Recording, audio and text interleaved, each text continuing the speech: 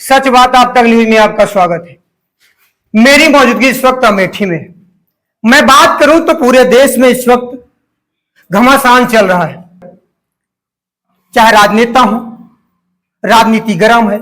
उसी पे हमारे साथ बातचीत करने के लिए पेपर लीक पर अभिषेक सर हैं, कान्हा कोचिंग सेंटर के टीचर हैं। ये उन्हीं से बात करेंगे। बहुत बहुत सर स्वागत हमारे चैनल पे। जी बहुत बहुत धन्यवाद। कैसा देख रहे हैं सर, जिस तरीके से आप इन बच्चों को पढ़ाते हैं, सुबह से लेकर शाम तक बच्चे 24 घंटे मेहनत करते हैं माँ बाप के सपने पूरा करने के लिए। जब आप इतनी तैयारी करके आप इनको भेजते हैं फुल कॉन्फिडेंस में कि पेपर जाएंगे, हमारे बच्चे होंगे भर्ती, जब लीक हो जाता है तो उसको कैसे देख रहे हैं आप? देखिए, कहीं ना कहीं इस चीज को लेकर मनोबल बच्चों का और टीचर का दोनों का गिर रहा है। क्योंकि हम लोग बच्चों को तैयार करते हैं कि कंपटीशन बीट करके वो लोग अच्छे पद पर जाएं और जिस मुकाम के लिए वो आए हुए हैं यहाँ उसको प्राप्त करें। लेकिन सरकार की कमजोरी कह सकते हैं या इनका जो तंत्र है उसकी कमजोरी कह सकते हैं कि जिस तरीके से जिस तैयारी के लिए बच्चे दिन रात मेहनत करते हैं और पूरी ईमानदारी के साथ पढ़ते रहते हैं और अंत में पेपर होने के बाद वो ईमानदारी जहां का तहां धरी रह जाती है।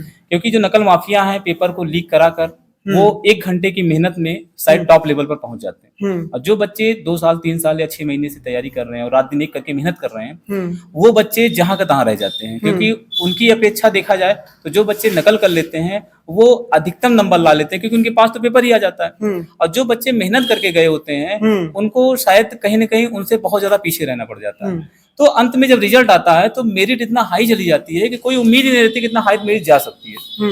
तो इससे जो है बच्चों का तो मनोबल गिर ही रहा है और साथ साथ टीचर का भी मनोबल बढ़ रहा है। क्योंकि हम लोग मेहनत करते हैं और ईमानदारी से मेहनत करते हैं। हम लोग कंपटीशन मेहनत करके पास करेंगे, ना कि पेपर को लीक करवा के कहीं ना कहीं से पेपर ला के पास करेंगे। सुबह शाम बच्चों को पढ़ाना, एक एक क्वेश्चन पर गाइड करना, बच्चों से पूछना, जब पेपर लीक हो जाता है टीचर के नजरिए से आप कैसे देख रहे हैं कि कहीं ना कहीं आहत होता है? बहुत ज्यादा आहत होता है भाई।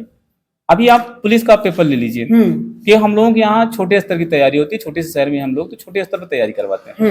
अभी पुलिस का पेपर जो हुआ था उसमें बिल्कुल शुरुआत से हम लोगों का कोई अंदाजा नहीं था। जिस तरीके से पेपर सरकार ने यहाँ 1.5 या 2 महीने के अंदर टाइम रखा कि हम पेपर करवा देंगे और सरकार की भी ठीक ठाक थी, तैयारी भी अपनी ठीक ठाक थी। लेकिन लास्ट में जिस तरीके से पेपर बंटे हर बच्चे के मोबाइल पर व्हाट्सएप या किसी अन्य माध्यम से पहुंचाए गए, उसको देखने के बाद ये लगा कि मतलब एक प्रकार से विश्वास ही नहीं हो रहा था हो क्या रहा है। पेपर लगभग बच्चों के पास पहुंच गया था और मतलब जो सरकार के बड़े बड़े दावे होते हैं वो फेल दिख रहे हैं, इसलिए कि रेडियो बिल्कुल भाई इस हिसाब से देखा जाए तो सरकार दावा कुछ और करती है लेकिन जमीनी स्तर पर हकीकत कुछ और है। क्योंकि आपने देखा होगा कि पुलिस के पेपर में पेपर लीक होने के बाद जो उनका आयोग था वो बिल्कुल मानने के लिए तैयार नहीं था कि पेपर लीक हुआ। जब अंत में बच्चों ने पूरा प्रूफ दिया तब कहीं जाकर उनको विश्वास हुआ, या विश्वास तो पहले से था लेकिन आयोग का एक अहम है, उनको अहम है कि हमसे गलतियां हो ही नहीं सकती। तो ये अहम कहीं ना कहीं आयोग को लेकर डूब रहा है और बच्चों के भविष्य के साथ खिलवाड़ किया जा रहा है। जैसे मैं बात करूं नीट का पेपर, जब से देश आजाद हुआ 70 साल लगभग तकरीबन हो गए, कभी नीट का पेपर नहीं आउट हुआ था, लेकिन अब आउट हो गया है। देखिए एनटीए जहां तक मेरी जानकारी में है, एनटीए को मैं बहुत बेहतरीन आयोग तो क्या मैं ग्रुप मान सकता हूं क्योंकि अब एनटीए भी शायद कहीं ना कहीं लापरवाह हो गया क्योंकि छोटे छोटे आयोग को मिलाकर पेपर करवाता है और वो पारदर्शिता नहीं रह जाती है। और नीट का पेपर अभी यूजीसी नेट का पेपर उनको कैंसिल करना पड़ा, ठीक है। तो यूजीसी नेट का पेपर तो शायद मैं जब से जान रहा हूँ पहली बार ऐसा किया गया। जिस संस्था पर देखो उत्तर प्रदेश पुनर्ज बोर्ड हो गया, यूपीएससी, यूपीएससी, यूपीएससी, ये सब तो बदनाम आयोग है, इनमें अक्सर कमी आती रहती है। लेकिन एनटीए जैसे आयोग जिस पर आज तक कोई लाछन भी नहीं लगा है उस पर जो है इस तरीके के लाछन लग रहे हैं और वो पेपर लीक होने के बाद निरस्त किया जा रहा है। तो ये कहीं ना कहीं कंपटीशन के क्षेत्र में बहुत बड़ी समस्या है और ये समस्या बनती जा रही है। इस पर सरकार को एक कोई ठोस कानून बनाना पड़ेगा और कानून बनाने से ही परीक्षा सफल नहीं होगी, कानून को अच्छे तरीके से लागू भी करना पड़ेगा।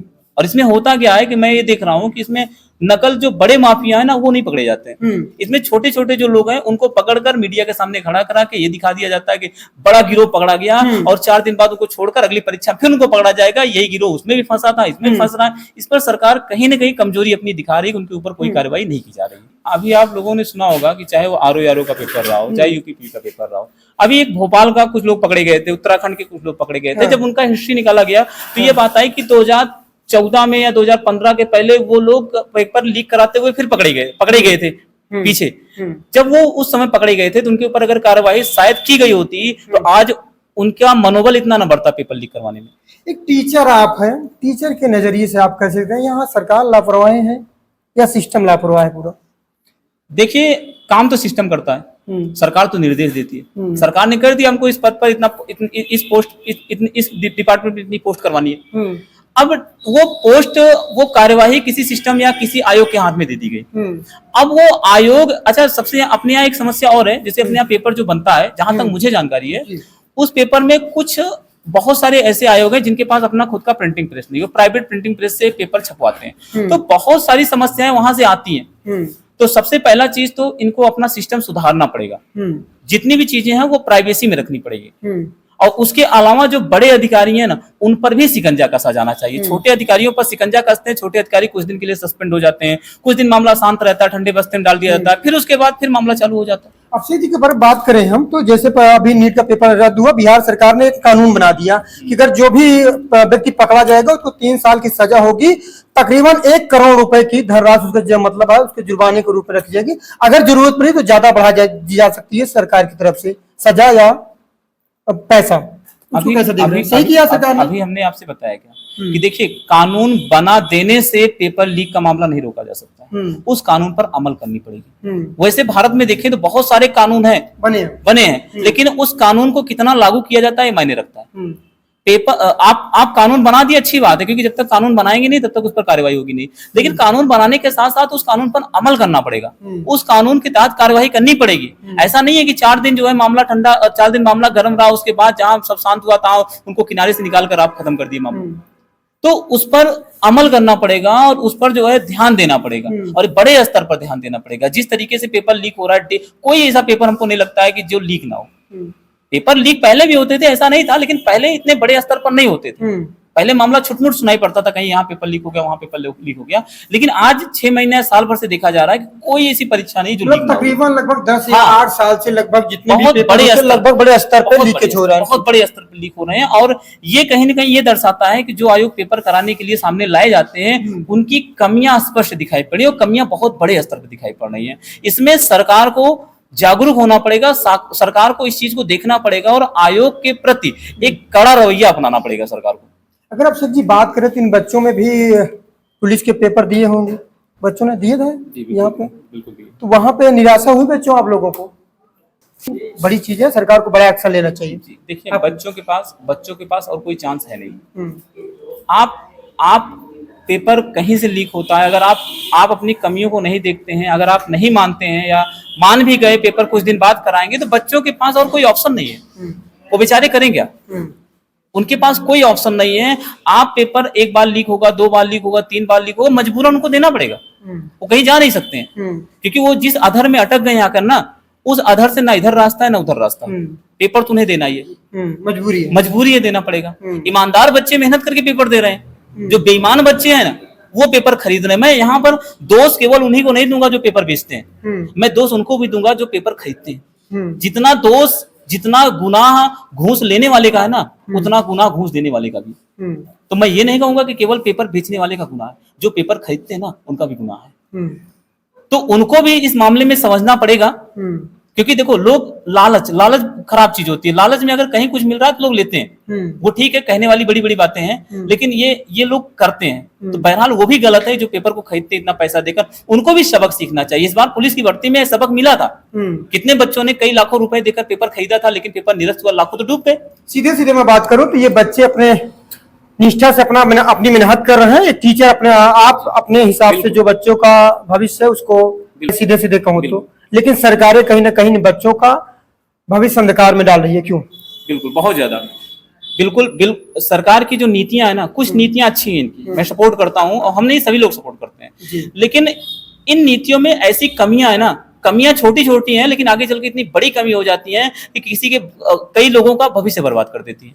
पेपर लीक का एक जितना बड़ा मुद्दा बनते जा रहा है ना, इस मुद्दे को अगर सरकार ने रोका नहीं तो आने वाला समय युवाओं के भविष्य का सर्वनाश कर देगा, जो स्पेशली कंपटीशन तैयारी कर रहे हैं। जैसे कहावत है ना कि अगर कुछ नहीं करेंगे तो अंत में पकौड़ा बेचेंगे, कोई और काम बचेगा ही नहीं।